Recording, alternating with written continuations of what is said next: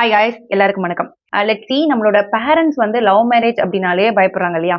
அதுக்கு ரீசன் என்ன? அண்ட் இன்னைக்கு இந்த காலகட்டத்துல லவ் மேரேஜ் அப்படின்றது எப்படி மாறி இருக்கு?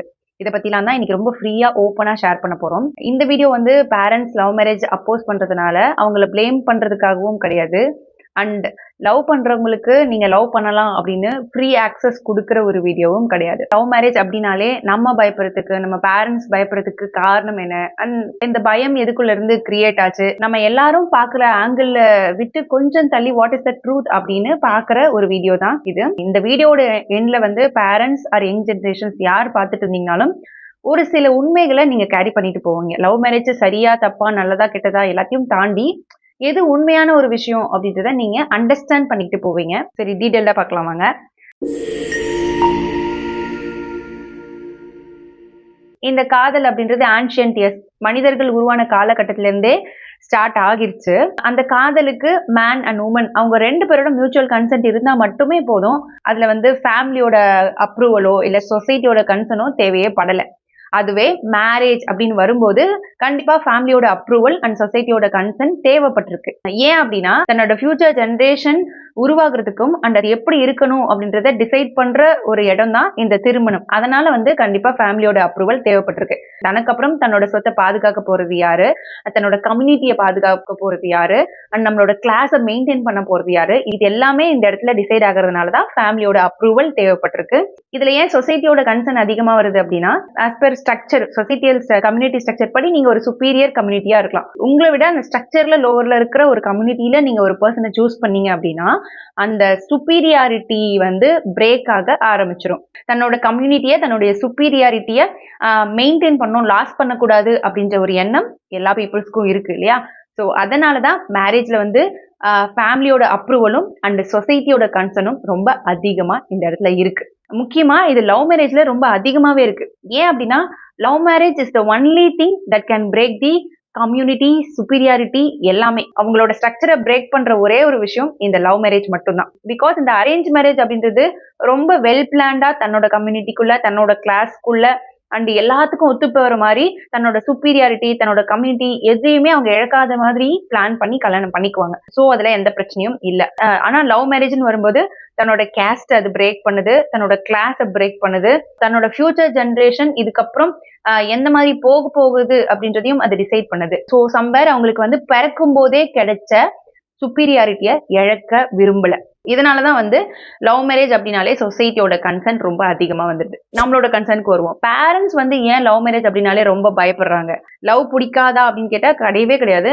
எல்லா மனிதர்களுக்கும் காதல் அப்படின்றது பிடிச்ச ஒரு விஷயம் தான். அதையும் தாண்டி அவங்க வந்து லவ் மேரேஜ்னாலே வெறுக்கிறதுக்கு அண்ட் லவ் வந்து லவ் வந்து தன்னோட அப்பா மகள், அம்மா பையன் இந்த மாதிரி சேக்ரடான ரிலேஷன்ஷிப்பை கூட பிரேக் பண்றதுக்கு காரணம் அவங்களுக்கு வந்து கம்யூனிட்டி மேல இருக்கிற பிடிப்பு ஒண்ணு. அண்ட் 2வது விஷயம் கிளாஸ், தான் எந்த கிளாஸ்ல இருக்கும் அப்படின்றதுல இருக்கிற பிடிப்பு. இது எல்லாத்தையும் தாண்டி இந்த கம்யூனிட்டியும் கிளாஸும் கொடுக்கிற சுப்பீரியாரிட்டியை அவங்க இழக்க விரும்பல. அவங்க வந்து அதுக்கு எல்லாத்துக்கும் ரெடியானாலுமே, ஐ மீன் கேஸ்ட் பிரேக் பண்ணி கல்யாணம் பண்றதுக்கு ரெடியானாலுமே அண்ட் உங்களோட பினான்சியல் ஸ்டேட்டஸ்ல கம்மியா இருக்கிற ஒரு பர்சனை மேரேஜ் பண்ணிக்க ரெடியா இருந்தாலுமே அதனால வர கான்சிக்வன்ஸை நினைச்சு அவங்க ரொம்ப பயப்படுறாங்க. ஏன் அப்படின்னா அவங்களோட ஸ்ட்ரக்சரை பிரேக் பண்ற மாதிரியான லவ் மேரேஜ் பண்ணிட்டீங்க அப்படின்னா ஒண்ணு அவங்க உங்களுக்கு சப்போர்ட் பண்ணணும், இல்ல அவங்க உங்களுக்கு எதிரியா நிக்கணும். சோ எதிரியா நின்னா அவங்களுக்கு என்ன பெனிஃபிட்னா அந்த சுப்பீரியாரிட்டி அவங்களுக்கு எப்பவுமே மெயின்டைன் ஆகும். அந்த கம்யூனிட்டியை அவங்க வந்து இன்னும் ஸ்ட்ராங்கா பிடிக்கிறாங்க.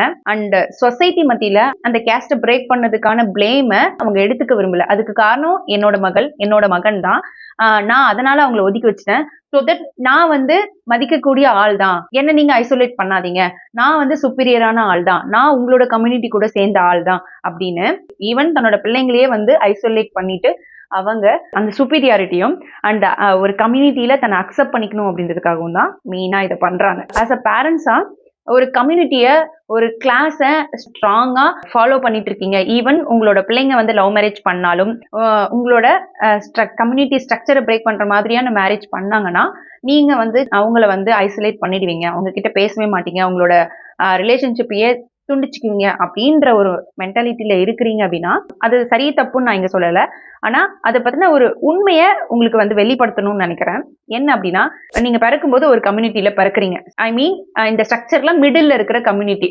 உங்களை விட ஹையர் லேயர்லயும் ஒரு கம்யூனிட்டி இருக்காங்க, லோவர் லேயர்லயும் ஒரு கம்யூனிட்டி இருக்காங்கன்னு வச்சுக்கோங்களேன். அப்படி இருந்தாலுமே யூ ஃபீல் சுப்பீரியர். பிகாஸ் ஏன்னா உங்களோட அடுத்த லேயர்ல ஒரு கம்யூனிட்டி இருக்காங்க. ஸோ அவங்கள விட நீங்க சுப்பீரியர் தான். ஸோ நீங்க பிறக்கும்போதே ஒரு கைண்ட் ஆஃப் சுப்பீரியாரிட்டியோட தான் பிறக்கிறீங்க. அது வந்து உங்களே அறியாம உங்களுக்கு ரெஸ்பெக்ட் கொடுக்குது. ஆனா அந்த ரெஸ்பெக்ட நீங்க சம்பாதிச்சதா? இல்ல. நீங்க அதுக்காக உங்களை ஏதாவது தகுதிப்படுத்திக்கிட்டீங்களா? இல்ல. ஜஸ்ட் பிகாஸ் முன்னாடி ஒரு ஃப்ரேமிங் பண்ணி வச்சதால உங்களுக்கு அந்த சுப்பீரியாரிட்டி கிடைச்சிருக்கு.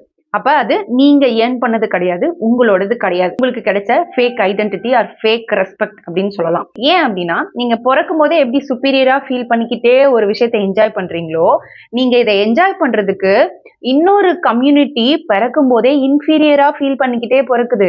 தன்னை ஸ்மாலா ஃபீல் பண்ணிக்கிட்டே பிறக்குது. அதுக்கு காரணம் you want to enjoy the superiority. அதனால அவங்க எந்த ஒரு தவறுமே செய்யாம தனக்கு சம்பந்தமே இல்லாம ஒரு இன்ஃபீரியாரிட்டிய அவங்க வந்து ஃபேஸ் பண்ணிக்கிட்டே வராங்க பிறந்ததுல இருந்தே. அந்த சுப்பீரியாரிட்டிக்கு எந்த தகுதியும் இல்லையோ, அதை அனுபவிக்கிறதுக்கு எந்த உரிமையும் இல்லையோ, அதே மாதிரி அந்த இன்ஃபீரியாரிட்டிய அவங்க அனுபவிக்கிறதுக்கும் அவங்களுக்கு எந்த ஒரு உரிமையும் கிடையாது. ஸோ அதுவும் அவங்களோட ஃபேக் ஐடென்டிட்டி தான். இப்போ உங்களுக்கு கிளியர் ஆயிருக்கும். நீங்க ஒரு விஷயத்தை என்ஜாய் பண்றதுக்காக இன்னொருத்தவங்கள பெயின்லயே இருக்க வச்சுட்டு இருக்கீங்க. ஸோ நீங்க இந்த இடத்துல உண்மையை ஃபாலோ பண்ணணும் அப்படின்னா, உங்களை மாதிரியே ஆல்ரெடி 90% ஆஃப் த பீப்புள்ஸ் உங்களோட பீப்புள்ஸ் வந்து அந்த சுப்பீரியாரிட்டியை என்ஜாய் பண்ணிட்டு இருக்காங்க. அவங்க எல்லாரையும் நீங்க எதிர்க்க வேண்டி இருக்கும். அந்த அளவுக்கு நீங்க ஸ்ட்ராங்கா இருக்க வேண்டி இருக்கும். அண்ட் அது மட்டும் இல்லாம நீங்க இவ்வளோ நாள் இன்னொருத்தருக்கு என்ன பெயினை கொடுத்துட்டு இருந்தீங்களோ, அதே பெயினை உங்களோட கம்யூனிட்டியே உங்களுக்கு கொடுக்க போறாங்க. ஸோ அது இன்ஜஸ்டிஸா தானே தெரியுது. நீங்க அதை ஏத்துக்க ரெடியா இல்ல. அதனால தனியா உங்களோட பிள்ளைங்களை தள்ளி வச்சுட்டு நீங்க இந்த சொசைட்டியோட இருந்துட்டு திரும்ப திரும்ப வந்து வாய்ப்பு கிடைச்சும் கூட அதே தவிர திரும்ப திரும்ப செஞ்சுக்கிட்டு இருக்கீங்க. இங்க நான் ஒரு விஷயத்த கிளியர் பண்ணணும்னு நினைக்கிறேன். Majority of the peoples in our community எதை ஃபாலோ பண்றாங்களோ அதுதான் சரி அப்படின்னு நினைச்சு அவங்களோட ஒத்து வாழ்றது தான் வாழ்க்கை அப்படின்னு நினைக்கிறதையும் தாண்டி எது உண்மை, எது சரி, எது வந்து யாரையும் காயப்படுத்தாம வாழக்கூடிய ஒரு நிலையான வாழ்க்கை அப்படின்ற உண்மையை பாக்குறது தான் சரியான ஞானம். இந்த சரியான ஞானம் உங்களுக்கு வந்ததுக்கு அப்புறமும் நீங்க அந்த குரூப் ஆஃப் கம்யூனிட்டியே தான் நான் ஃபாலோ பண்ணுவேன். ஏன்னா அவங்க என்னை அக்செப்ட் பண்ணிக்கணும், எனக்கு அந்த பெயின் வேணாம், ஆனா நான் இன்னொருத்தவங்களுக்கு கொடுப்பேன் அப்படின்னு நீங்க யோசிக்கிறீங்கன்னா ஹவு செல்ஃபிஷ் வி ஆர் அப்படின்றத நம்ம ரியலைஸ் பண்ணிக்கணும் அப்படின்னு நினைக்கிறேன். தனியாவோ கூட்டமாவோ நீங்க ஃபேஸ் பண்ண வேணாம்னு நினைக்கிற ஒரு பெயினை இன்னொருத்தவங்களுக்கு கொடுக்கறது கண்டிப்பா இன்ஜஸ்டிஸ் தான். சரி, இந்த இன்டர் கேஸ்ட், இன்டர் ரிலிஜியன், அந்த இன்டர் கம்யூனிட்டி மேரேஜுக்கு பேரண்ட்ஸ் ஆகிய நீங்கள் அண்ட் உங்களோட பேரண்ட்ஸ் பயப்படுறதுக்கு காரணம் என்ன அப்படின்றது உங்களுக்கு தெளிவா புரிஞ்சிருக்கும் அப்படின்னு நினைக்கிறேன். அண்ட் அதோட உண்மை என்ன அப்படின்னு தெரிஞ்சிருக்கும். சரி, இதுக்கு அடுத்த லேயருக்கு வருவோம். கம்யூனிட்டி எல்லாம் கேஸ்ட் எல்லாம் ஒன்னா தான் இருக்கும். ஆனா அவங்களோட கிளாஸ் வந்து மிஸ்மேட்ச் ஆகுறது. அதாவது பினான்சியல் ஸ்டேட்டஸ்ல தன்னை விட கம்மியா இருக்கிற ஒரு பர்சனை வந்து சூஸ் பண்ண மாட்றாங்க. சரி, அது எந்த அளவுக்கு சரி தப்பு, எது உண்மை அப்படின்றத பார்க்கலாம். ஃபர்ஸ்ட் மனிதன் உருவான காலத்துல இங்க எதுவுமே இல்லை. மனுஷன் தோணுனா மனுஷன் உருவானான். அதுக்கப்புறம் அவன் வந்து உழைச்சான், கஷ்டப்பட்டான், நிறைய வேலை செஞ்சான், ஹார்ட் ஒர்க், ஸ்மார்ட் ஒர்க் எல்லாத்தையும் போட்டு ஒரு வெல்த்தை பில் பண்றான். பில் பண்ணிட்டு அவனோட அடுத்த ஜென்ரேஷனுக்கு அவன் லக்ஸூரியான ஒரு லைஃபை கொடுக்குறான். அண்ட் அந்த லக்ஸூரியான லைஃபை மட்டும் கொடுத்துட்டான். அடுத்தது அந்த லக்ஸூரி லைஃபை என்ஜாய் பண்ற ஜென்ரேஷன் லக்ஸூரி லைஃபை என்ஜாய் பண்ணுது.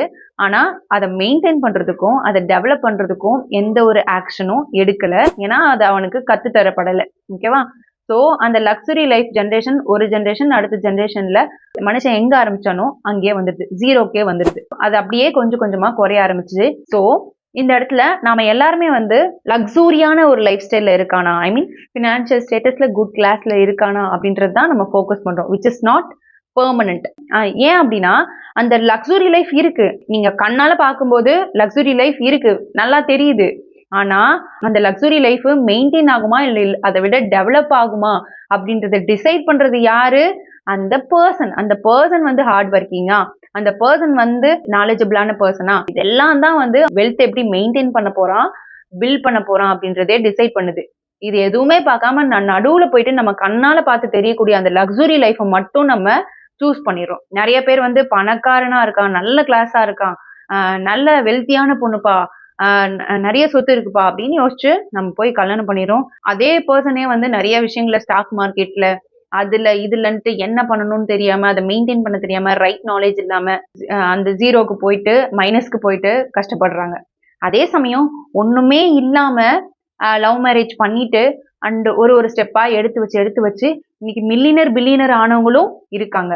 So luxury life depends on a person தானே தவிர அந்த லைஃபை பொறுத்தது கிடையாது. ஸோ மேரேஜ் அப்படின்னாலே இந்த கண்ணுல இருந்து பார்க்கும்போது லக்ஸுரி லைஃப் இருக்கா இல்லையா, இருந்துச்சுன்னா ஓகே அப்படின்னு மட்டும் அந்த ஆங்கிள் மட்டும் தான் நம்ம யோசிக்கிறோம். உண்மை அதை விட டிஃப்ரெண்டான ஒண்ணு. அதை மெயின்டைன் பண்றதுக்கு, அதை டெவலப் பண்றதுக்கு, அதை இழக்காம இருக்கிறதுக்கான நாலேஜ் இருக்கிற பர்சன் நமக்கு இருக்கானா, திறமையுள்ள பர்சன் இருக்கானா, ஹார்ட் ஒர்க் பண்றானா, இது எதுவும் நம்ம பெருசா பாக்குறது இல்லை. இந்த இடத்துல பேரண்ட்ஸ் ஆகிய நம்மளோட ஃபியர்ஸ், ஜட்ஜ்மெண்ட்ஸ் எல்லாமே சரின்னு நினைக்கிறோம். பட் டீப்பா பார்க்கும்போது உண்மையை விட்டு நம்ம ரொம்ப தூரத்துல இருந்து யோசிச்சுட்டு இருக்கோம், திங்க் பண்ணிட்டு இருக்கோம், டெசிஷன் எடுத்துட்டு இருக்கோம். இதை பார்த்துட்டு இருக்க parents and adult mens and womens உங்க எல்லாருக்கும் ஒரு கிளாரிட்டி வந்திருக்கும் அப்படின்னு நினைக்கிறேன். இதை பத்தின உங்களோட கருத்து என்ன அப்படின்றத மறக்காம கமெண்ட்ல சொல்லுங்க. இந்த மாதிரி எந்த ஒரு பயாஸும் இல்லாம உண்மையை தெரிஞ்சுக்கிறதுக்கு நம்மளோட சேனலை மறக்காம சப்ஸ்கிரைப் பண்ணிக்கோங்க. Hope you all understand this. Thank you to all.